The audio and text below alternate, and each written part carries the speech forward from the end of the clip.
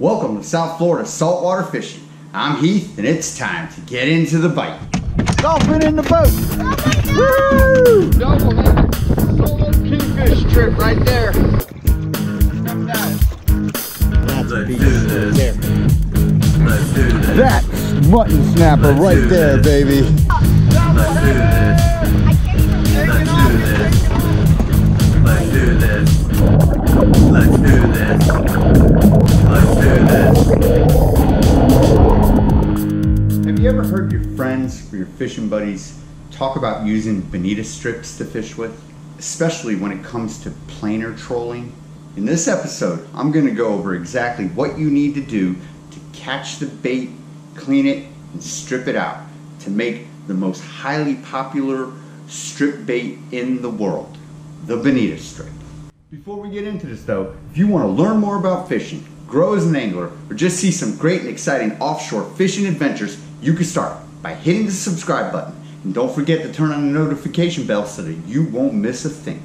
So to start out with, the first thing you're going to need to do is locate and catch the bonita.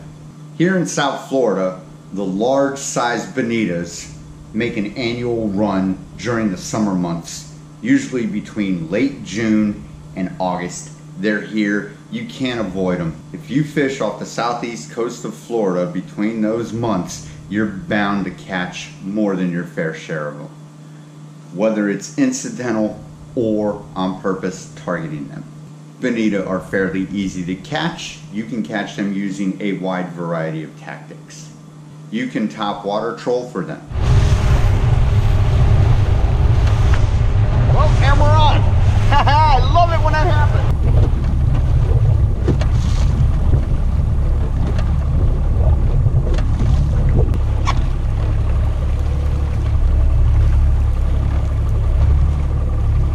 There we go. Bonita number 2. Get the head out of the water. Head him in the boat. There we go. Bonita. You can planer troll for them. You can catch them doing high-speed vertical jigging.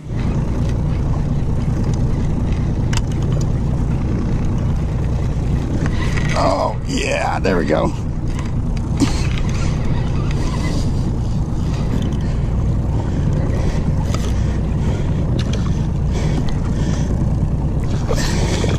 Yeah, stick.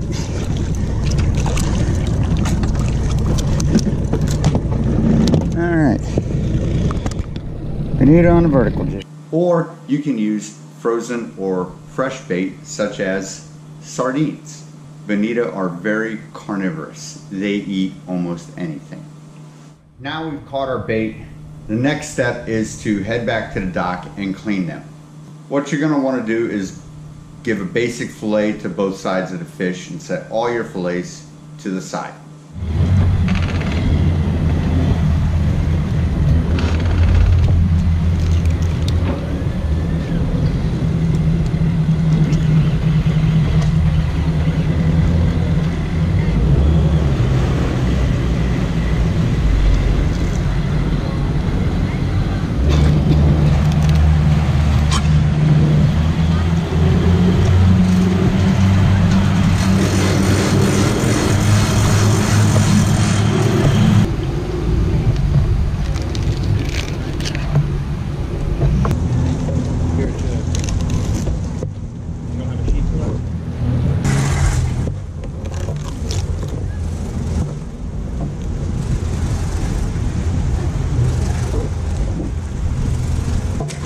After you have filleted the fish, the next thing you'll need to do is we're going to remove most of the meat. So what I do typically is I trim away a good section of the meat, dispose of it, or put it in a bag and save it for chunks or chum, whatever you want.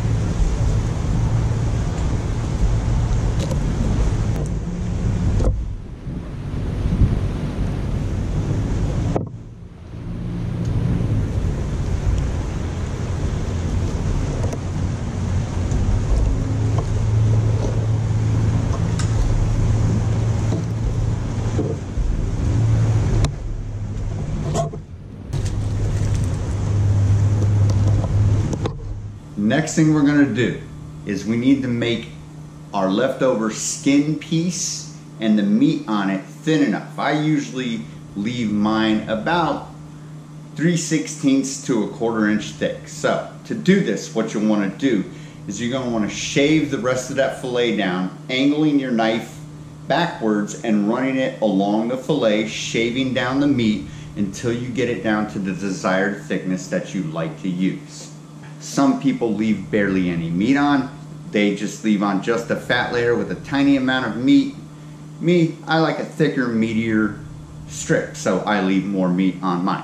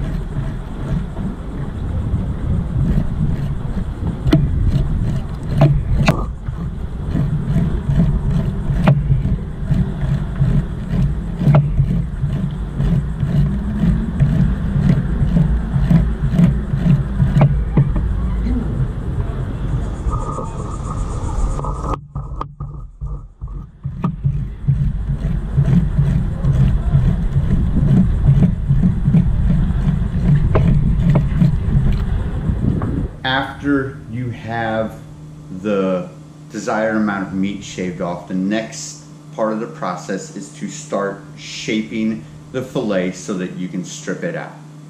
Very important when making bonita strips. The only way to do it properly so that your bait will travel through the water smoothly and will not elongate and stretch out, become worthless within a very short period of time. The only way to do this properly is to make the tail end of the bonita will be the front end of your strip. And as you head towards the belly, that will be the tail end, the tapered end of your bonita strip.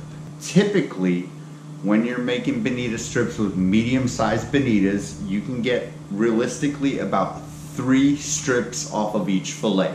You'll be able to get 2 strips off the belly end, the underside of it below the lateral line, and then you'll be able to get 1 strip off of the darker colored skin that looks more like a mazy pattern. You'll be able to get 1 strip out of that part of the fillet. To make a strip, what you're going to do is you will shape the bottom of the fillet almost into a rounder teardrop shape, and then in one smooth action, hopefully with a sharp knife, you will cut a large elongated teardrop section out of the belly side. Then if you want to, I like to square off the tips of mine, which will be the front end of the strip, so that I have a defined place where I can set my front hook on a double hook tandem setup. Then once you have your first strip made, you will reshape the bottom side of the belly side, and then you will cut it again to make another elongated teardrop section. Once you have that done, you'll move to the top side. You can shape the top shoulder part of the fillet and then go underneath it and carve out another third elongated teardrop shaped piece of the fillet, forming your third strip. Again, I like to square off the front ends of mine. For me, it's easier to have a defined piece that is a front and a back to the strip.